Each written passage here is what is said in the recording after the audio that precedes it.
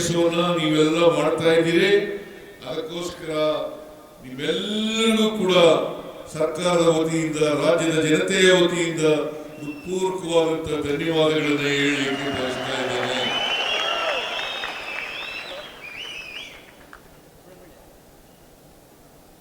ಸಾವಿರದ 1902ನೇ ಇಸ್ವಿನಲ್ಲಿ ದಕ್ಷಿಣ ಏಷ್ಯಾದಲ್ಲಿ ಮೊದಲನೇ ಬಾರಿಗೆ ಶಿವನ ಸಮುದ್ರದಲ್ಲಿ ವಿದ್ಯುತ್ ಉತ್ಪಾದನೆ ಆಯಿತು.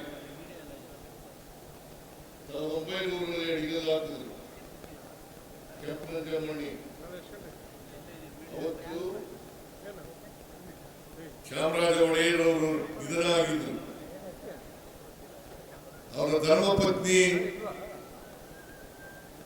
ರಾಜಮಾತೆ ಕೆಂಪನಂಜಮ್ಮಣ್ಣಿ ಅವರು ಇದನ್ನ ಪ್ರಾರಂಭ ಮಾಡಿದರು.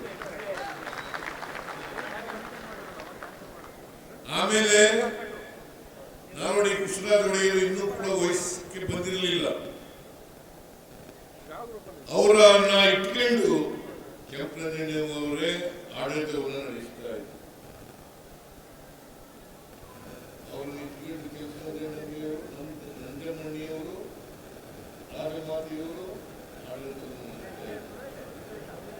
ಬಹುಶಃ ಈ ಏಷ್ಯಾದಲ್ಲಿ ಮೊದಲನೇ ಬಾರಿಗೆ ಕರ್ನಾಟಕ ರಾಜ್ಯದಲ್ಲಿ ಮೊದಲನೇ ವಿದ್ಯುತ್ ಉತ್ಪಾದನೆ ಆಯಿತು ಅಂತಕ್ಕಂಥ ಹೆಮ್ಮೆ, ಹೆಗ್ಗಳಿಕೆ ನಮಗೆಲ್ಲ ಸೇರ್ತದೆ ಅಂತಕ್ಕಂಥ ಮಾತುಗಳನ್ನು ಹೇಳಲಿಕ್ಕೆ ಬಯಸ್ತಾ ಇದೆ.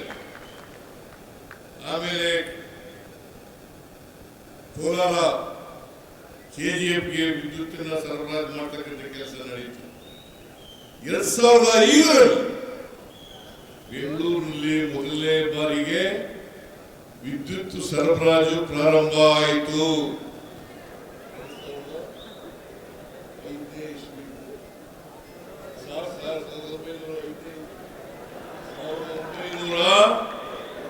1905ನೇ ಇಸ್ವಿ. 2000 ಇದ್ದೀನಲ್ಲ. 1902ರಲ್ಲಿ ವಿದ್ಯುತ್ ಉತ್ಪಾದನೆ ಆಯಿತು. 1905ನೇ ಇಸ್ವಿನಲ್ಲಿ ಬೆಂಗಳೂರಿನಲ್ಲಿ ವಿದ್ಯುತ್ ಪ್ರಸರಣ ಆಯಿತು.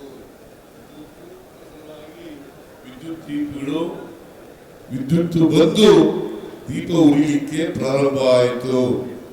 2008ರಲ್ಲಿ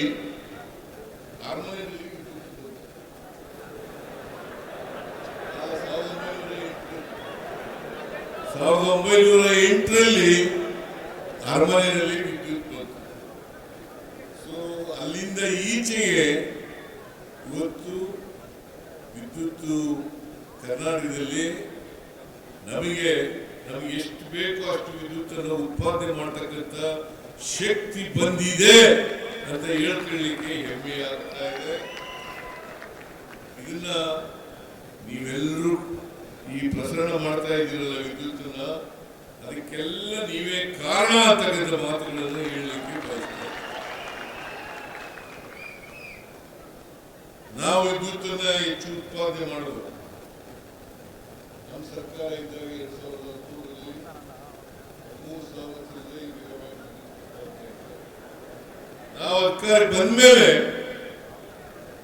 1918-19 ಸಾಲಿನಲ್ಲಿ 29,459 ಮೆಗಾವ್ಯಾಟ್ ವಿದ್ಯುತ್ ಉತ್ಪಾದನೆ ಆಯಿತು. ನಾವು ಇದನ್ನೆಲ್ಲ ಮರೀಲಿಕ್ಕೆ ಸಾಧ್ಯ ಆಗಲ್ಲ. ಕರ್ನಾಟಕದ ಜನ ಮರೀಲಿಕ್ಕೆ ಸಾಧ್ಯ ಆಗಲ್ಲ. ಇದನ್ನ ಅರ್ಥ ಮಾಡ್ಕೋಬೇಕಾಗ್ತದೆ. ಆಮೇಲೆ ಮತ್ತೆ ನಾವು 2023ನೇ ಅಧಿಕಾರಕ್ಕೆ ಬಂದ ಮೇಲೆ ಇವತ್ತು 34,000 ಮೆಗಾವ್ಯಾಟ್ ವಿದ್ಯುತ್ ಉತ್ಪಾದನೆ ಆಗ್ತಾ ಇದೆ.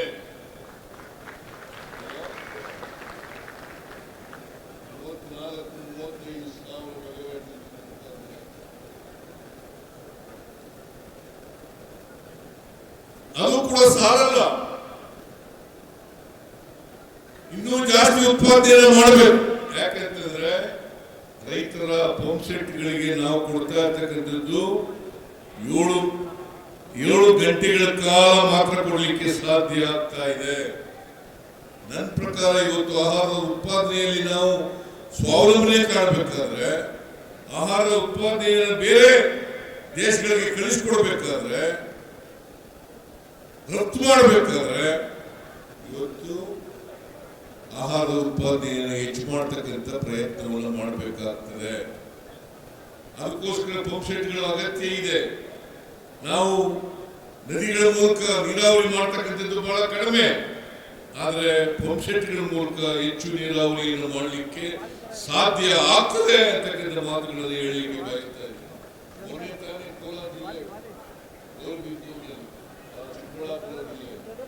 ಗೌರಿಬಿದನೂರಿನಲ್ಲಿ ನಾನು ಜಾರ್ಜ್ ಅವರು ಕುಸುಮ್ ಸಿ ಅಡಿನಲ್ಲಿ ವಿದ್ಯುತ್ ಅನ್ನ ಸರಬರಾಜು ಮಾಡತಕ್ಕಂಥದ್ದನ್ನು ಕೆಲಸವನ್ನು ಮಾಡೋದು.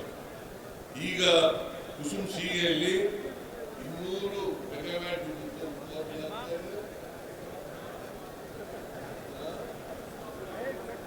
ಮುಂದಿನ ದಿನಗಳಲ್ಲಿ 2400 ಮೆಗಾವ್ಯಾಟ್ ವಿದ್ಯುತ್ ಅನ್ನು ಉತ್ಪಾದನೆ ಮಾಡಿ ಹಗಲೊತ್ತು 7 ಗಂಟೆ ವಿದ್ಯುತ್ ಅನ್ನು ಕೊಡ್ತಕ್ಕಂಥ ಪ್ರಯತ್ನವನ್ನು ನಮ್ಮ ಸರ್ಕಾರ ಮಾಡ್ತದೆ ಅಂತಕ್ಕಂಥ ಮಾತುಗಳನ್ನು ಹೇಳಲಿಕ್ಕೆ ಬಯಸ್ತೇನೆ. ಇವತ್ತು ವಿದ್ಯುತ್ ಸರಿಯಾದ ರೀತಿಯಲ್ಲಿ ಪಂಪ್ ಸೆಟ್ಗಳಿಗೆ ಸರಬರಾಜು ಆಗಬೇಕಾದ್ರೆ ಅದಕ್ಕೆ ನೀವೆಲ್ಲರೂ ಕೂಡ ಕಾರಣ ಅಂತಕ್ಕಂಥ ಮಾತುಗಳನ್ನು ಹೇಳಲಿಕ್ಕೆ ಬಯಸ್ತಾ ಇದ್ದೀನಿ. ಯಾರ್ಯಾರು ಸಂಘಟನೆಯಲ್ಲಿ ಇದ್ದಾರೆ ಅವರೆಲ್ಲರೂ ಕೂಡ ಕಾರಣ ಅಂತಕ್ಕಂಥದ್ದು. ನಾವು ಇನ್ನು ಕೆಲವೇ ವರ್ಷಗಳಲ್ಲಿ 60,000 ಮೆಗಾವ್ಯಾಟ್ ವಿದ್ಯುತ್ ಅನ್ನು ಉತ್ಪಾದನೆ ಮಾಡಿ ಹಗಲೊತ್ತು 7 ಗಂಟೆ ವಿದ್ಯುತ್ ಅನ್ನು ಕೊಡ್ತಕ್ಕಂಥ ಪ್ರಯತ್ನವನ್ನು ನಮ್ಮ ಸರ್ಕಾರ ಮಾಡ್ತದೆ ಅಂತಕ್ಕಂಥ ಮಾತುಗಳನ್ನು ಹೇಳಲಿಕ್ಕೆ ಬಯಸ್ತೇನೆ.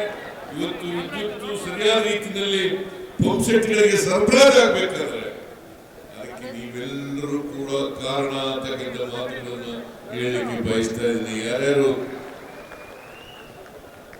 ಸಂಘಟನೆಯಲ್ಲಿ ಇದ್ದಾರೆ ಅವರೆಲ್ಲರೂ ಕೂಡ ಕಾರಣ ಅಂತಕ್ಕಂಥದ್ದು. ನಾವು ಇನ್ನು ಕೆಲವೇ ವರ್ಷಗಳಲ್ಲಿ 60,000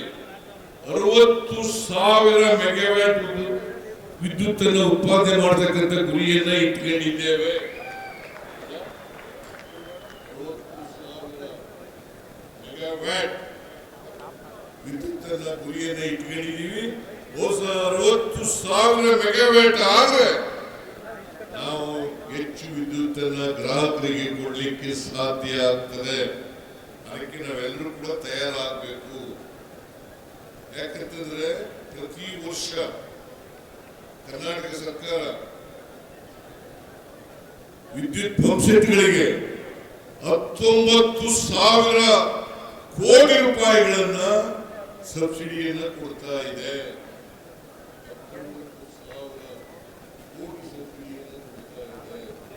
ನಾವು ಯಾಕೆ ಕೊಡ್ತಾ ಇದ್ದೀವಿ ಅಂತಂದ್ರೆ ಇದು ಪುಕ್ಕಡಿಯಾಗಿ ಕೊಡ್ತಾ ಇರ್ತಕ್ಕಂಥದ್ದು.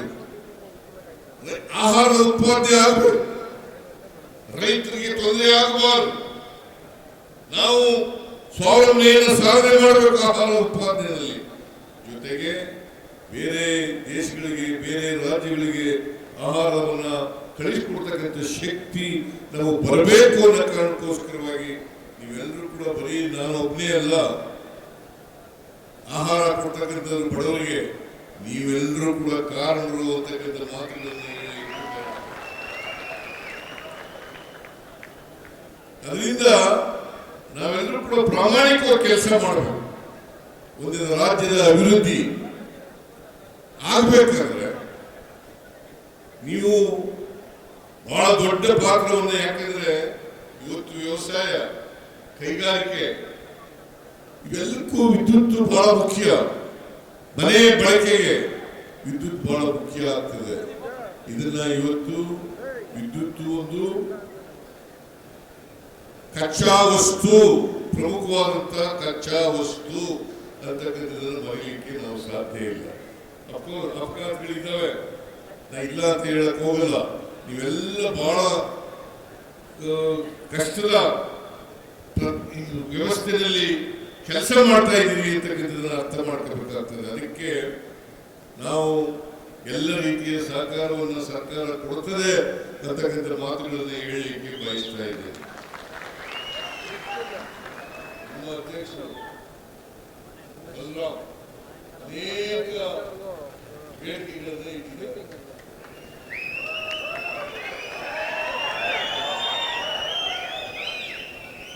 ಅನೇಕ ಬೇಡಿಕೆಗಳನ್ನು ಇಟ್ಟಿದ್ದಾರೆ. ನಾನು ಅದಕ್ಕೆ ಹೇಳಿದೆ, ಏನಪ್ಪ ಬಹಳ ದೊಡ್ಡ ಬೇಡಿಕೆಗಳನ್ನ ಇಟ್ಟಿದೆಯಲ್ಲ ಅಂತ. ನಾವು ಯಾವಾಗಲೂ ಕೂಡ ನಿಮ್ ಜೊತೆ ಇರ್ತೇವೆ, ನೀವು ನಮ್ಮ ಜೊತೆ ಇರ್ಬೇಕಂತೆ. ನಿಮ್ ಜೊತೆ ಇರ್ತೇವೆ. ನಿಮ್ಮ ಬೇಡಿಕೆಗಳನ್ನು ಕೂಲಂಕುಷವಾಗಿ ಪರಿಶೀಲನೆ ಮಾಡಿ ಕೆಪಿಸಿಸಿಯಲ್ಲಿ ಮತ್ತು ಸರ್ಕಾರ ತೀರ್ಮಾನಗಳನ್ನ ನಿಮಗೆ ಅನುಕೂಲಕರವಾದಂತಹ ತೀರ್ಮಾನಗಳನ್ನ ಮಾಡ್ತೇವೆ. ಇವತ್ತು 88,000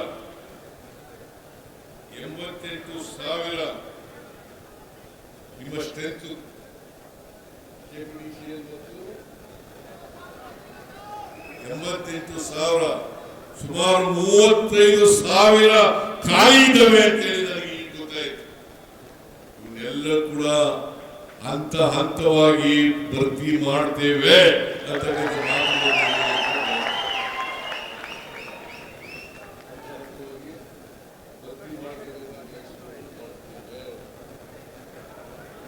ಈಗ ನಮ್ಮ ಸರ್ಕಾರ ಇದೆಯಲ್ಲ, ಕೊಟ್ಟ ಮಾತಿನಂತೆ ನಡ್ಕೊಳ್ತಕ್ಕಂಥ ಸರ್ಕಾರ.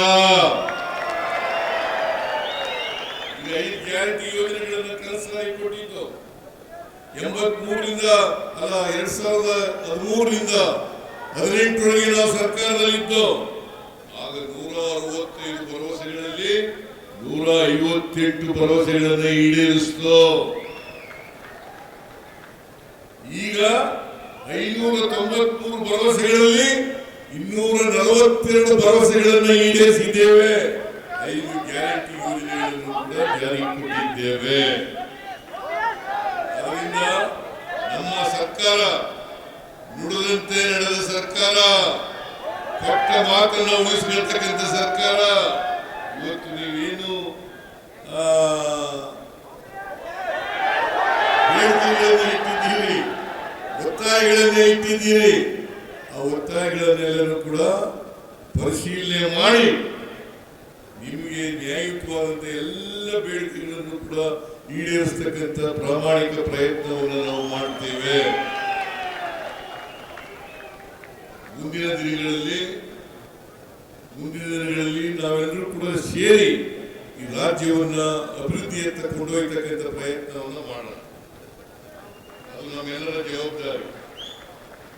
ಬರೀ ಇಲಾಖೆಗೆ ಸೀಮಿತ ಅಲ್ಲ, ಇಡೀ ರಾಜ್ಯದ ಜವಾಬ್ದಾರಿಯನ್ನು ನಾವೆಲ್ಲರೂ ಕೂಡ ಒತ್ಕೋಬೇಕಾಗ್ತದೆ.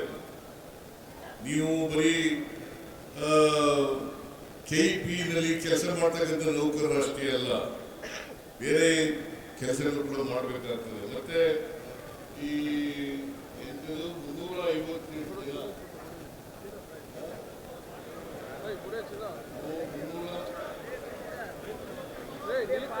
ಕಾರ್ಮಿಕರು, 358 ಜನ ಕೌರ ಕಾರ್ಮಿಕರು ಇದ್ದಾರೆ. ಅವ್ರನ್ನೆಲ್ಲೂ ಕೂಡ ಪರ್ಮನೆಂಟ್ ಮಾಡಬೇಕು ಅಂತ ಹೇಳಿ ನಮ್ಮ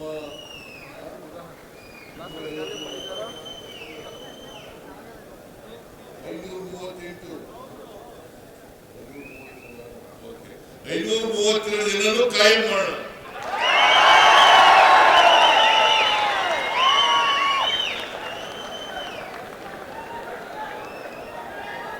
ಆಮೇಲೆ ಓಲ್ಡ್ ಪೆನ್ಷನ್ ಸ್ಕೀಮ್ ಕೇಂದ್ರ ಸರ್ಕಾರ ಮಾಡಿದ್ದು, ನೀವು ಸ್ವಲ್ಪ ಅರ್ಥ ಮಾಡ್ಕೋಬೇಕು. ನಾವು ಮಾಡಿದ್ದಲ್ಲ,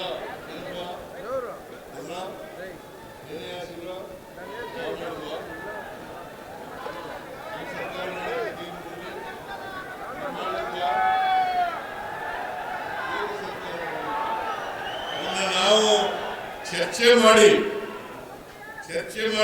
ಮ್ಯಾನಿಫೆಸ್ಟೋನಲ್ಲಿ ಜಾರಿ ಮಾಡ ಅಂತ ಹೇಳಿದ್ವಿ. ಇನ್ನೂ ಕೂಡ ಚರ್ಚೆನಲ್ಲಿದೆ.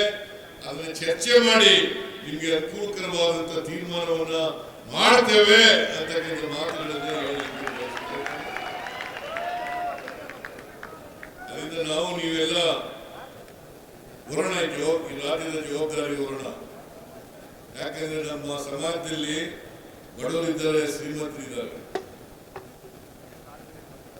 ಮುಖ್ಯವಾಗಿ ಎಲ್ಲರೂ ತರಬೇಕು. ಅದಕ್ಕೋಸ್ಕರ ನಾವು ಅನೇಕ ಗ್ಯಾರಂಟಿ ಯೋಜನೆಗಳನ್ನು ಮಾಡಬೇಕು. ಸಾಮಾಜಿಕವಾಗಿ ಆರ್ಥಿಕವಾಗಿ ಶಕ್ತಿಯನ್ನು ಕೊಡಬೇಕು. ಮಹಿಳೆಯರಿಗೆ ಶಕ್ತಿ ಕೊಡಬೇಕು, ರೈತರಿಗೆ ಶಕ್ತಿ ಕೊಡಬೇಕು, ಬಡವರಿಗೆ ಶಕ್ತಿ ಕೊಡಬೇಕು. ಎಲ್ಲ ಜಾತಿ ಧರ್ಮ ಯಾವುದೇ ಜಾತಿ ಮಾಡಲ್ಲ, ಯಾವುದೇ ಧರ್ಮ ಮಾಡಕ್ ಹೋಗಲ್ಲ, ಯಾವುದೇ ಪಕ್ಷ ಭೇದ ಮಾಡಕ್ ಹೋಗಲ್ಲ. ಇವೆಲ್ಲರೂ ಕೂಡ ಸಮಾನವಾಗಿ ಸಮಾಜದಲ್ಲಿರ್ತಕ್ಕಂಥ ಎಲ್ಲ ಬಡವರಿಗೂ ಕೂಡ ನ್ಯಾಯಯುತವಾಗಿ ಅವರಿಗೆ ಸಾಮಾಜಿಕ, ಆರ್ಥಿಕ, ಶೈಕ್ಷಣಿಕ ಶಕ್ತಿಯನ್ನು ಕೊಡ್ತಕ್ಕಂಥ ಪ್ರಯತ್ನವನ್ನು ಮಾಡ್ತಾ ಇದ್ದೇವೆ. ಅದಕ್ಕೋಸ್ಕರ ನೀವು ಕೂಡ ಅದನ್ನು ಕೈ ಜೋಡಿಸ್ಬೇಕು. ಈಗ ಗೃಹ ಜ್ಯೋತಿ ಯೋಜನೆ 200 ಯೂನಿಟ್ ವರೆಗೆ ಫ್ರೀಯಾಗಿ ಕರೆಂಟ್ ಕೊಡ್ತೀವಿ. 200 ಯೂನಿಟ್ ವರೆಗೆ ಫ್ರೀಯಾಗಿ 1,64,00,000 ಕುಟುಂಬಗಳಿಗೆ 1,64,00,000 ಕುಟುಂಬಗಳಿಗೆ ಫ್ರೀಯಾಗಿ ಕರೆಂಟ್ ಕೊಡ್ತೀವಿ. ಅದಕ್ಕೆ ನೀವಿಲ್ಲದೆ ಹೋಗಿದ್ರೆ ಅದು ಸಾಧ್ಯ ಆಯ್ತಾ ಇರಲಿಲ್ಲ. ಅದಕ್ಕೆ ನಾನು ಹೇಳೋದು, ನಾವು ಏನೇನು ಕಾರ್ಯಕ್ರಮಗಳನ್ನು ಮಾಡ್ತೀವಿ ಆ ಕಾರ್ಯಕ್ರಮಗಳನ್ನ ಸರ್ಕಾರದ ಜೊತೆ ನೀವು ಕೈ ಜೋಡಿಸ್ತಕ್ಕಂಥ ಕೆಲಸವನ್ನು ಮಾಡಿದ್ರೆ ಸರ್ಕಾರಕ್ಕೂ ಒಳ್ಳೆಯ ಹೆಸರು ಬರ್ತದೆ, ರಾಜ್ಯದ ಬಡತನ ಹೋಗ್ಲಿಕ್ಕೆ ಸಾಧ್ಯ ಆಗ್ತದೆ, ರಾಜ್ಯ ಅಭಿವೃದ್ಧಿ ಆಗ್ಲಿಕ್ಕೆ ಸಾಧ್ಯ ಆಗ್ತದೆ. ನಮಗೂ ನಿಮಗೂ ಕೂಡ ಸಮಾಧಾನ ಬಿಡ್ತಕ್ಕಂಥ ಪರಿಸ್ಥಿತಿ ನಿರ್ಮಾಣ ಆಗ್ತದೆ. ಆ ಕೆಲಸವನ್ನು ನಾವು ನೀವೆಲ್ಲ ಮಾಡೋಣ. ನಿಮ್ಮ ಬೇಡಿಕೆಗಳನ್ನು ಕೂಡ ನಾವು ಮಾನವೀಯತೆಯಿಂದ ಪರಿಗಣಿಸ್ತೀವಿ ಅಂತಕ್ಕಂಥ ಮಾತುಗಳನ್ನು ಹೇಳಿ ನಿಮ್ಮ ಈ ವಜ್ರ ಮಹೋತ್ಸವವನ್ನು ಅತ್ಯಂತ ಸಂತೋಷದಿಂದ ನೆರವೇರಿಸಿ. ಹೆಚ್ಚಿನ ವಿಡಿಯೋಗಳಿಗೆ ಪ್ರತಿಧ್ವನಿ ಯೂಟ್ಯೂಬ್ ಚಾನೆಲ್ ಸಬ್ಸ್ಕ್ರೈಬ್ ಮಾಡಿ, ಬೆಲ್ ಐಕಾನ್ ಕ್ಲಿಕ್ ಮಾಡಿ.